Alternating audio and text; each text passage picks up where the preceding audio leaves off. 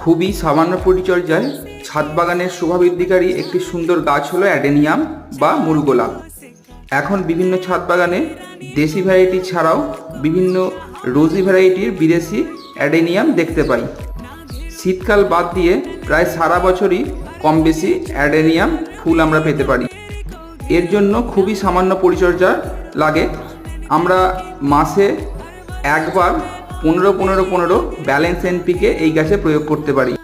এছাড়া বেশি করে ফুল নেওয়ার জন্য আমরা এনপিকে 0-52-34 বা এনপিকে 0-0-50 এটিও প্রয়োগ করতে পারি। ভালো অ্যাডেনিয়াম গাছ করার প্রধান শর্তই হলো একটি ভালো ড্রেনেজ সিস্টেমযুক্ত মাটি তৈরি করা।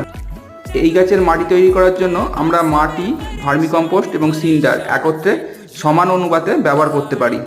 এই গাছে রোগনারা সেরকম হয় না বললে